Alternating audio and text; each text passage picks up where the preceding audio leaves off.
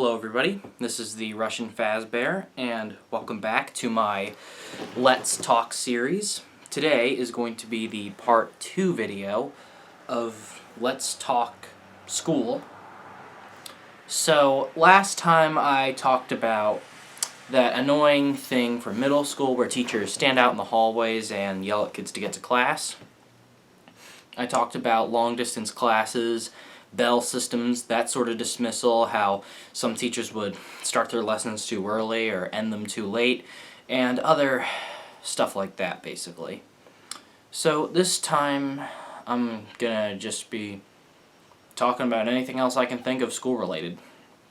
The reason I held off on making this video for so long was because I did try making this video a few times before, but at only like 2 or 3 minutes in, I was at a complete loss for words. So I decided to wait a little bit to make this video because obviously I've experienced more of school at this point now that it's October, and I have more to talk about because more of school has actually unfolded at this point. Alright, so let's talk about homework, because homework is also a big aspect of school as well. So if a 6 to 7 hour school day of 7, 8, however many classes you might have, of teachers talking, lecturing you, test taking, notes, whatever it may be, then you finally get to go home and relax, except for the fact that you have homework, which is annoying. So homework is typically only assigned in your core classes. It can be assigned in elective classes, but it's not usually too major when it is, because elective classes are generally supposed to be more fun, and core classes are like the more serious classes in terms of learning. Elective classes, you do learn stuff, but it's more like learning stuff that, you know, you're passionate about. So, at my school, the 5 core classes are history, science, English, math, and foreign language. Those are the 5 core classes. Usually a school has either 4 or 5 core classes. Sometimes foreign language isn't like an everyday class, but at my school it is. So another big factor that decides how much homework you get is what level of classes it is. Like, is it an academic class, an honors class, an AP class? That depends on how much homework you get. Because an honors versus an academic class, you might get more, because you might learn more in the nitty-gritty, it might be at a faster pace, so they might have to assign more homework in order to keep you up better. Because, like, I'm in honors world history, for example, and my friends are in academic world history, or as my school calls it, accelerated world history. So I had my first world history test of the school year this most recent Wednesday, and then they had their first world history test of the year this most recent Friday. And it was the same thing. I'm in accelerated biology, and my one friend who's in honors biology, he had his first bio test a few Wednesdays back, and I had my first a few Fridays back. So there's a slight gap in between the difference, but accelerated or academic, depending on what your school calls it, and honors, honestly, there's not that much of a difference between the two. It's just one is like higher expectations, a bit more of a learning value, faster paced. But the big jump from what I think is AP. I'm not sure how many schools really have AP. Usually it's only offered to the higher level grades, like 11th or 12th, because AP is considered a college level course, as a lot of my teachers have said. I'm only a freshman at my high school, and AP was offered to us in both social studies and science, which is actually pretty amazing that 9th graders are able to take like a college level course their first year of high school. And a few people are taking AP. However, I'm willing to bet that at least a majority or a portion of those who take AP classes end up dropping down to honors, or even accelerated slash academic at some point in time, because AP is quite a big step up from honors because it's fast, it's super hard. There's probably a test like once or twice a week. You probably are able to finish like 1 unit a week. And obviously there's homework every night, probably like hours worth of homework per night. And you always want to have a good balance between your classes. Like if you're taking an AP class, it's likely that you're probably going to want to take only at least one other honors class, and then everything else should be base level. Because me personally, I'm taking 3 honors classes and 2 base level classes, which I think is a good balance.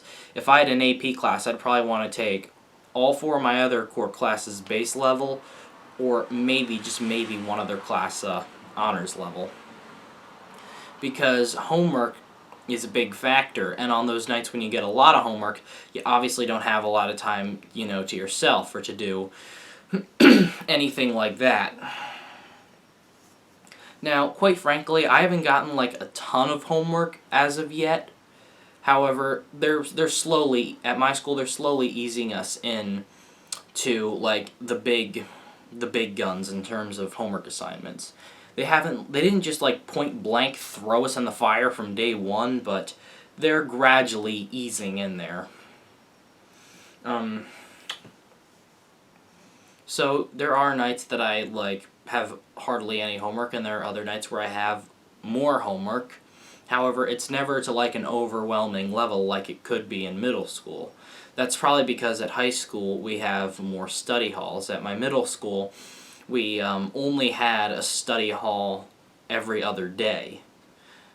At the high school, you have at least one study hall every day, and even on some days you can have 2 study halls in a day, which is pretty nice. It allows you to get a lot of homework done. Obviously at high school, people are more mature and will be quiet and do their work, as opposed to try and talk with friends and screw around like they would in a middle school study hall. So there's also that.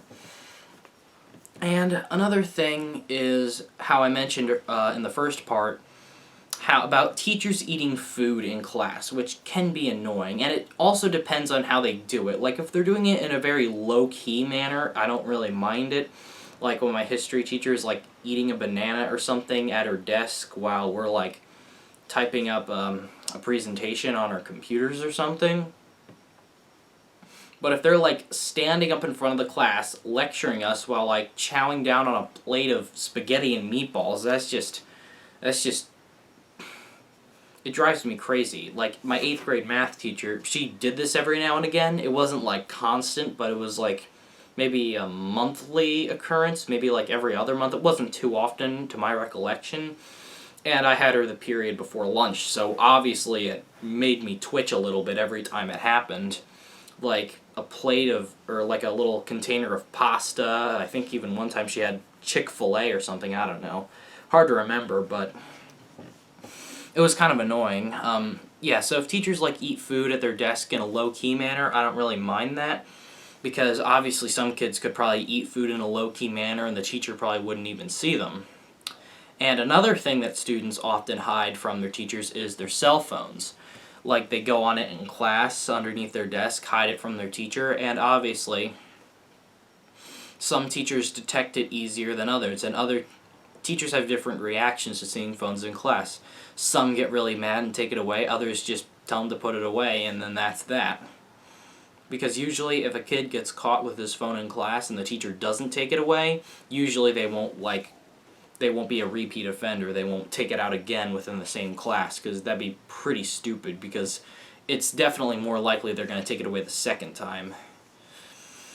Because honestly, like my biology class, the teacher in there, he's not like really the kind of guy to detect phones really well.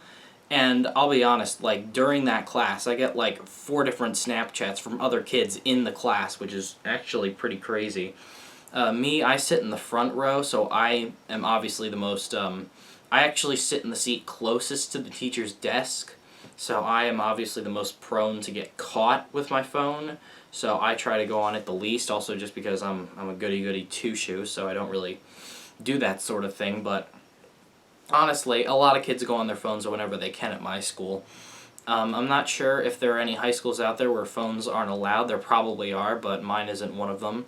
However, phones in middle school were just point blank not allowed. They had to be turned off and put away in our lockers. And of course, kids always disobeyed that rule. They always had them out in their lockers or wherever. And they had like this whole like spiel and slogan. It was so annoying in middle school because I honestly was never the one to do it. I didn't get like an actual iPhone.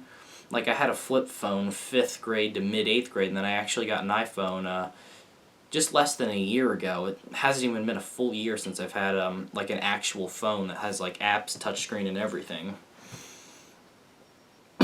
So at middle school, phones just were point blank not allowed, and at high school, high school's a lot more phone friendly than middle school, to say the least, and a lot of kids would just really like to take advantage of that, because after 4 years of no phones allowed, it's probably really nice to be able to go on them in school, taking photos of themselves in class, maybe even secretly taking a photo of the teacher or something like that. It is a bit of a luxury, I will admit. So, yeah, that's just about everything I wanted to say. Talked about teachers, bell systems, the dismissals, the timing of everything, the use of phones, eating food, all that stuff, and the different levels of classes ranging from base level to honors to AP.